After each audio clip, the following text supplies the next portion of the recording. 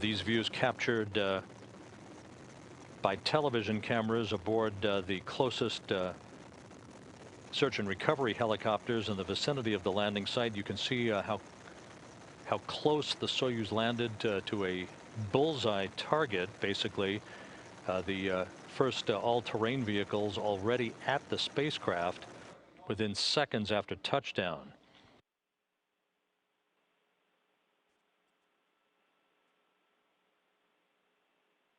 An excellent view in this replay of the soft landing engines firing just a split second before touchdown to help buffer the initial impact of the landing under the main chute of the Soyuz.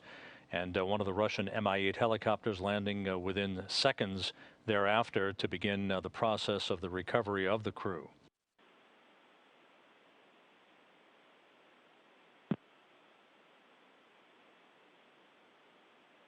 And we now have video from the landing site on a bright sunny day with temperatures in the mid-60s as the crew is now in the process of being extracted. Again, the Soyuz landed on its side.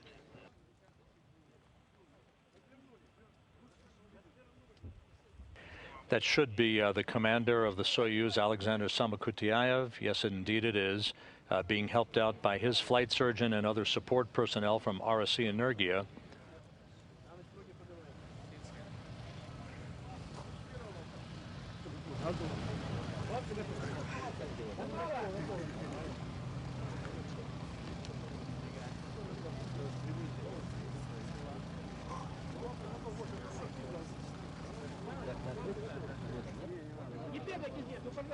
By the side of the Soyuz capsule is NASA Public Affairs Officer Josh Byerly. Josh, tell us what you're seeing there.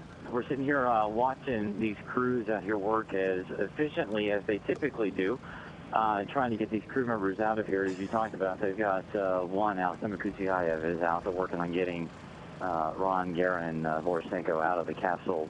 It looks like they're pulling out yet another crew member as we watch. And that would be Ron Garin flashing a big smile as he's extracted. And we mentioned before, Josh, that sometimes landing on its side would tend to slow down the extraction of the crew a bit, as opposed to back in May when Dmitry Kondratiev, Katie Coleman, and Paolo Nespoli landed upright and were extracted in the preferred manner. We can see Dr. Steve Gilmore there, one of the flight surgeons, but Ron Garin looks to be in good shape.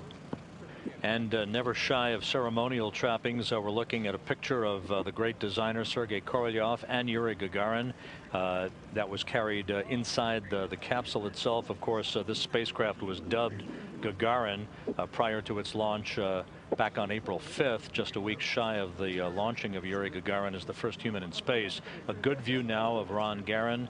He looks to be in very good shape, smiling broadly, and you probably have a better view than we do, Josh. What are you seeing? Now he looks to be in great shape. You know, it's always amazing to see these astronauts and cosmonauts come back to Earth after being up there for 6 months. And, you know, I think it says a lot about how the International Space Station program and our international partners have worked to keep these crew members in shape while they're up there on orbit. I think quite a bit has been learned about how the human body reacts to being up there for that long. And you can see how well these crew members now come back to Earth and how well they feel. You can see that some of those precautions and those efforts that we take with our crew members are working. And Josh, as you're speaking, Andrei Borisenko now in his reclining chair. So all three crew members are out of the Soyuz, appearing to be in very good shape. And we'll be watching the television as it becomes available to us, as the crew members have an opportunity to spend a few minutes beginning the adaptation to a gravity environment for the first time in 5.5 months. It was a textbook evening in terms of all of the activities, the crews saying farewell to one another up on orbit, the undocking of this Soyuz spacecraft several hours ago, and of course the deorbit burn and all the activities associated with the module separation, the deployment of the parachutes. Andrei Borisenko flashing thumbs up. He became the Expedition 28 commander back in May. And now the recovery teams are beginning to carry the crew members in their respective chairs a few yards, as Josh Byerly indicated, to this inflatable medical tent, where they will be assisted out of their Sokol launch and entry suits into more comfortable clothing, and eventually to board the helicopters for the flight back to Karaganda.